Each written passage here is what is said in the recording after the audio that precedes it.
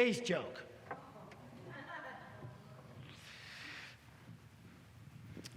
Father is perplexed because his 10-year-old son is just not getting math, and he's clearly not even working at it.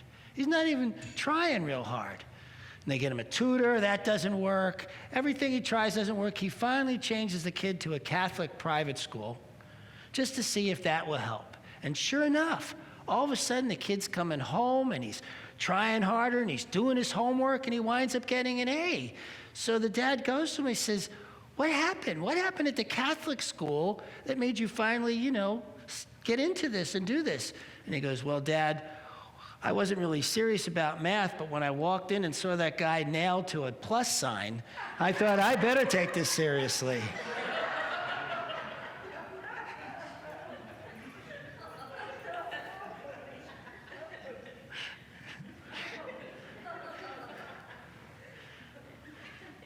Personal rhythms. This is a talk that is very near and dear to my heart, a subject that is very near and dear to my heart, because it saved my life. I was on a trajectory early on in life where the odds of me making it to even 30 or 40 were really, really slight. I was burning the candle at both ends. For much of my early life, I had at least one or two jobs, putting a band together, sending out songs, marketing myself, trying to get a band going, practicing, gigging, and doing all this stuff until I was literally in and out of hospitals. And as many of you have heard me say, very near my 40th birthday, as I was in the hospital, doctors told me I had less than 5 days to live and should get my affairs in order.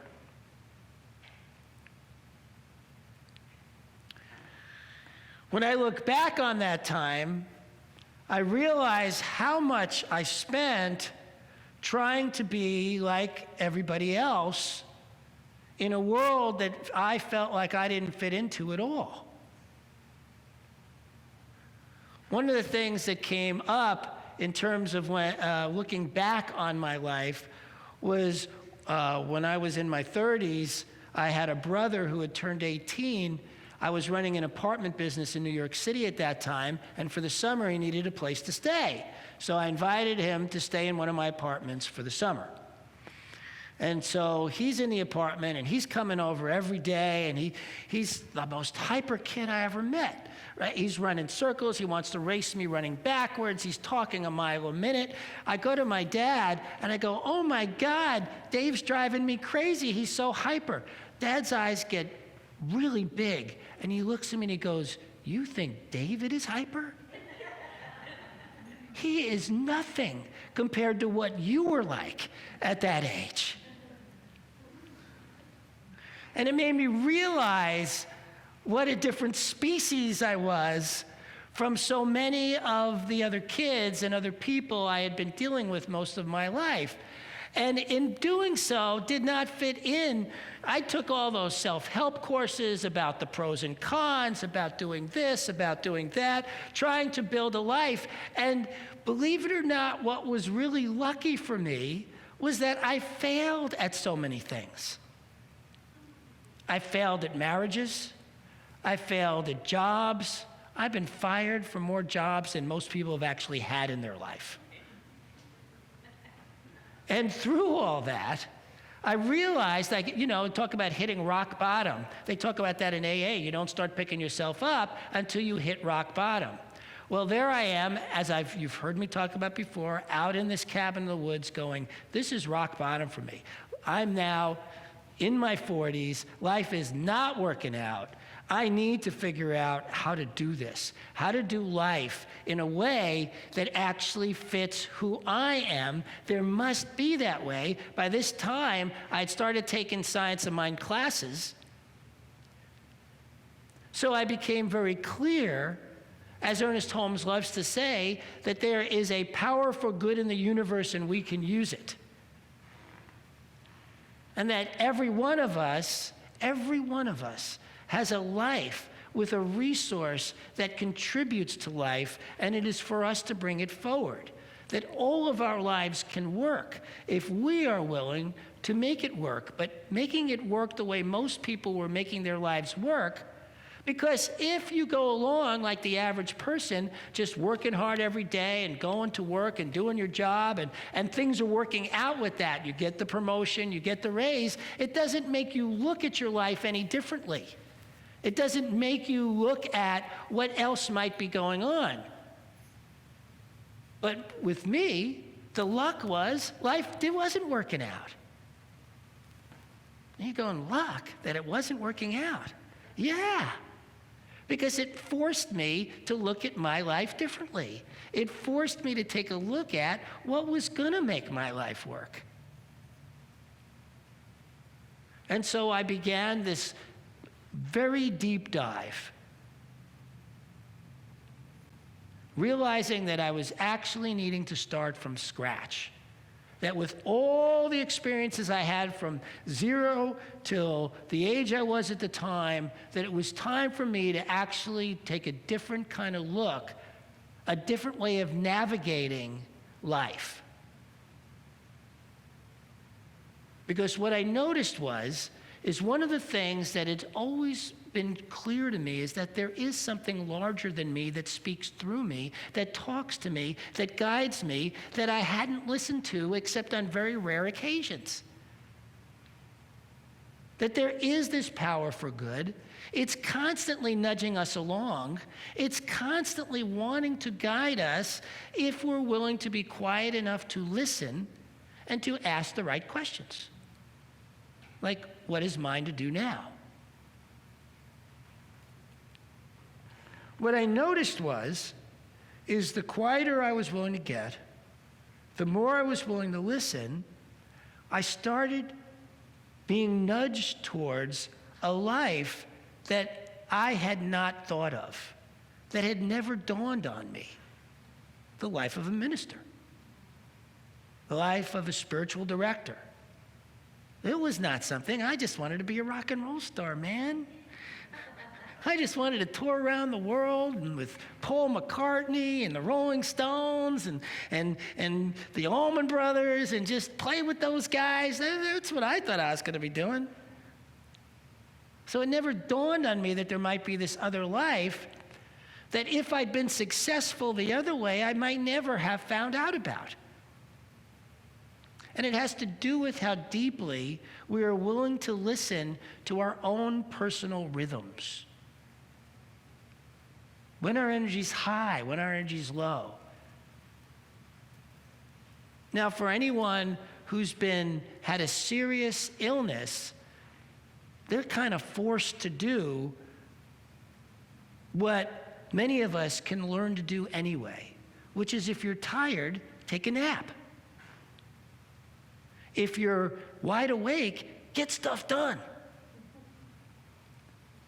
Use the energy where it's there. Train yourself to be and navigate with that energy and move with it so that you can discover what is yours to do and discover how to have it come about.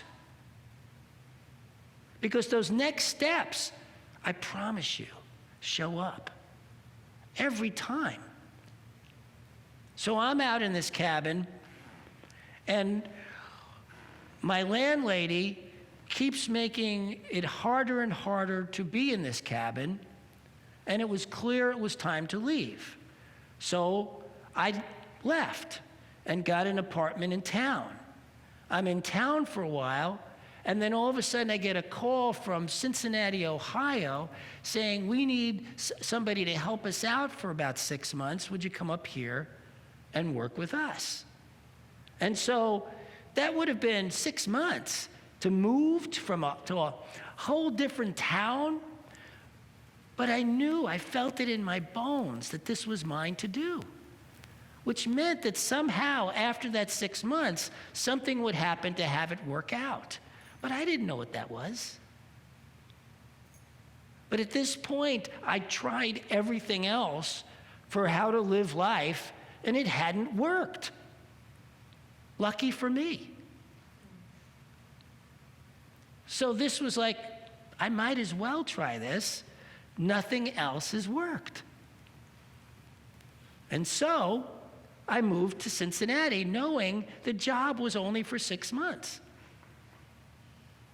The job ends after 6 months, and nothing else had appeared. And so I decided it was time to really dig in and believe in the teachings that I was following, since now I was in my 3rd year of ministerial school, moving along to actually getting licensed and becoming a minister, that something must appear here. Because these teachings actually work. For those of you who may not be sure, I am here to tell you that these teachings actually work when you do the work.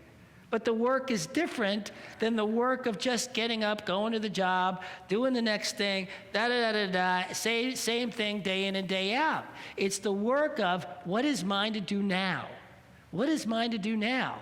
And if nothing pops up, you don't do anything.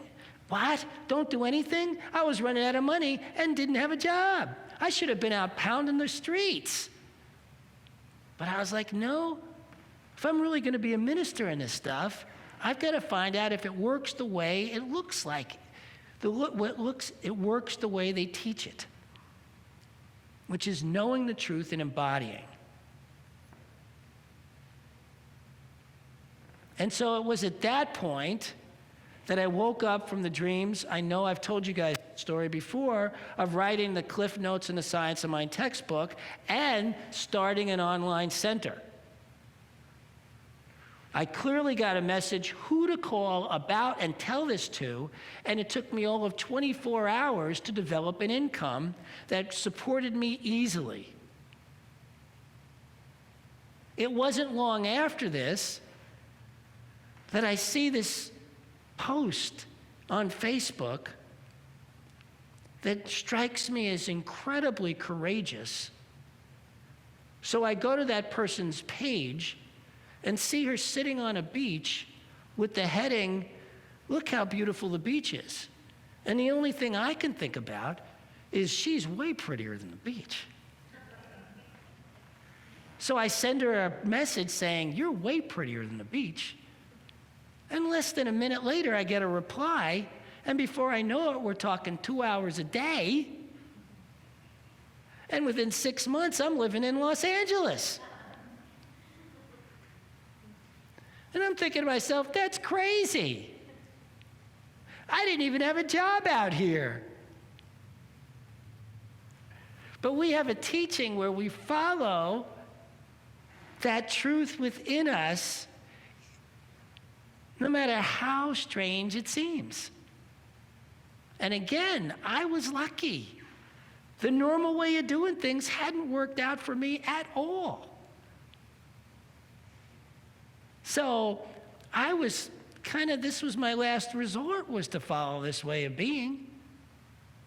But I'm here to tell you, it's the most powerful way of being I have found in the universe. So if you have had a life where everything you've done is step by step worked out for you, so you have no reason to try what I'm talking about, get a reason, because this is miraculous. It is miraculous to live a life where what you're following is something so inner, so clear, so personal, that no one can tell you how, it's not like you can go to your friends. When people come to me and ask for advice, I say, my advice is dig deeper in yourself, because it's there. Whatever it is there. Something so deep within you, wanting you to contribute. And it doesn't matter whether you're in your 10s, 20s, 30s, 40s, 50s, 60s, 70s, 80s. It does not matter. 90s. If you're 100, it does not matter. Till the day you transition, this voice is speaking to you about what your next step is, how you can contribute to life, what you can bring forth that makes a difference to others. Because in the end, when you're sitting there ready to transition, you're going to wonder about, how did I impact life? How did I impact those around me? How did I contribute to this world? And when we follow that inner thing inside of us, we don't have to wonder that, because we're doing it all along. It's a beautiful place to be, to feel, and it feels so healthy. That's the other thing. I was diagnosed with ulcerative colitis at 12. I was told by the time I was 28, it was not a matter of if I got cancer, but when. And I am the healthiest I've been. I mean, I just get healthier, and I'm feeling it. I feel the energy, I feel the shifts, because I keep asking myself, what's mine to do now? Whatever it is, if it's shift the diet, if it's do this, if it's go here. And the other thing I've started to notice is as I've been able to relax more, the less I'm looking out here at the results. The more I'm looking here at who I'm being and what is mine to do. And let the results take care of themselves by being who we have come here to be. It is a time in our history where more and more of us need to stand in a place of being the change we want to see in the world. This is our time. Everything points to it. Everything points to this is our time. No matter who you are, no matter what you're doing, if you are willing to be more the change you want to see in the world, you are adding to that change. You are contributing to that change. You are being that change. And the world will change with it. My world is. All I keep doing is what's next in front of me to do. I've gotten really good at that. And I highly recommend you do the same. Get closer to the vest in terms of what's going on. Look deeper inside yourself. The less you can look out here at results, the more you can look at here, this will shift. But if the reason you're taking the action is because of what's out here, that's when you get lost. If the reason you change what you're doing is because of what's going on out here, you may even get results you like, but it isn't going to be miraculous, and your health may falter because of it. The true health, the true beingness for all of us comes from when everything comes from here. Not this way, not this way, this way. It is our expression into life that creates our life. And the deeper I get into my expression, the more miraculous my life develops. I encourage you to keep looking within. Come to classes. Keep moving forward. Open your consciousness. Never settle for whatever is going on. There is always more, right up to the day we transition. It's never too late. We've never run out of time. There's always more to do. There's always more to be. There's always more to express. This is our moment. We can have this for all of us. Take this moment. Don't let it pass. Be who you have come here to be. Take the next step towards that. Always keep taking the next step towards that. There's always another step. It doesn't even matter what it is. There's always another step. It's amazing. The more I look at this stuff, the more I open to the amazingness of what's truly possible through what we bring, through what we express. I spent the first 40 years of my life, every single time something went badly, thinking about killing myself. It became the default. Oh God, have you ever heard yourself, maybe you've had this incident where, oh my God, I can't take anymore. If I had a gun, I'd put it to my head right now.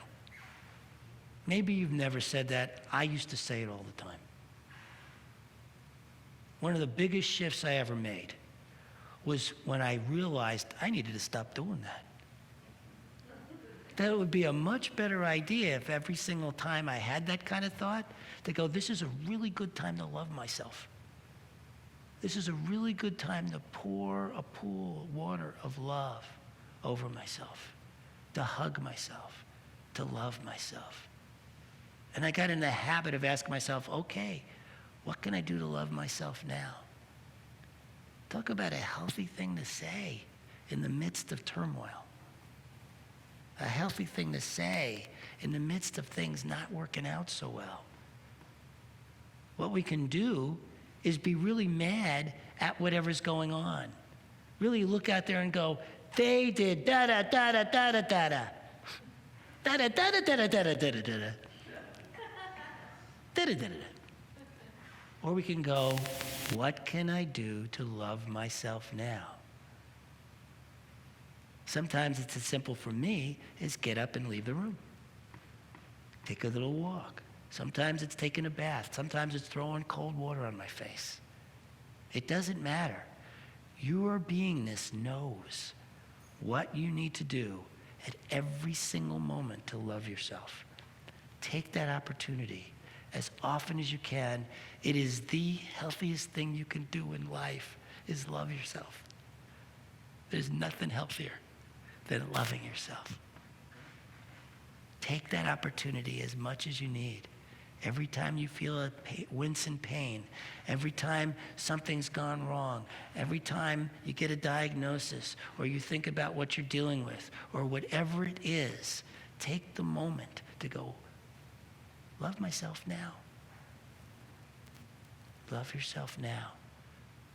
Put your hand to your heart. Love yourself now. Put your hand to your heart. Love yourself now. Put your hand to your heart. Love yourself now.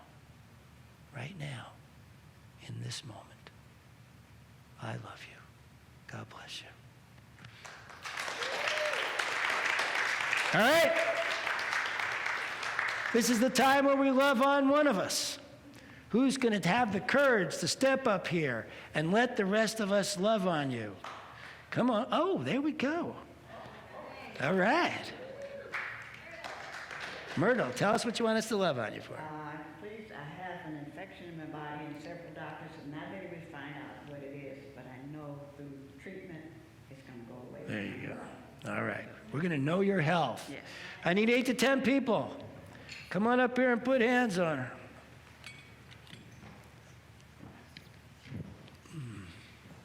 Oh, good. We got our new practitioners up here. All right. Let's close our eyes, take a deep breath, and relax.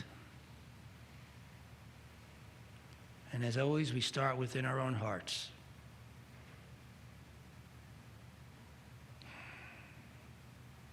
Feeling the healing love within our own hearts, coursing through our veins, moving to every cell of our body.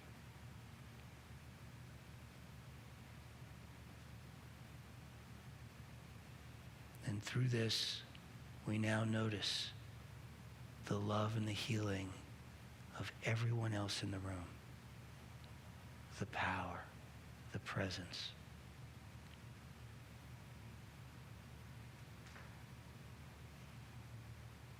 And we send this healing love through Myrtle.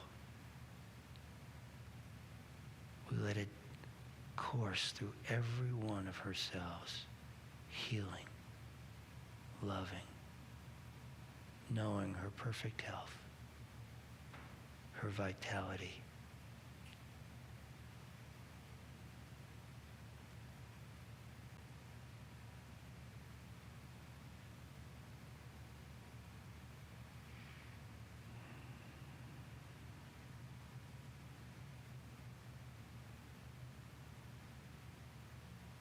Knowing for Myrtle that she is, of course, healthy.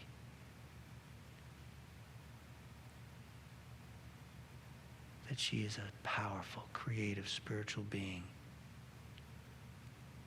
in perfect alignment filled with love, health, one, well-beingness.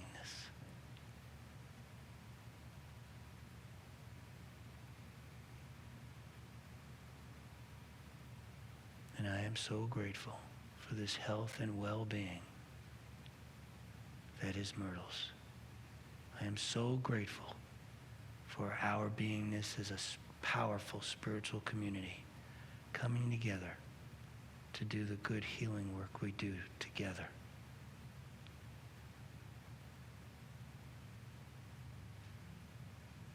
As I release this, knowing it to be so, as we all say together, and so it is. All right. The power of a spiritual family working together to heal. I am so grateful for every one of you and for the power and presence you bring to this room on Sundays. All right. Take out what you're going to give. Hold it in your hand. Unfold it. This is power. This is presence.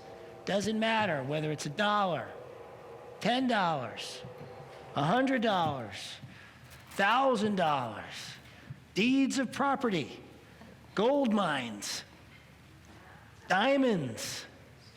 Hold it in your hand, knowing the truth. As we say our affirmation together, God is the source of all supply. Money is God in action. What I give, I receive multiplied abundantly. All that God is, I am, and so it is.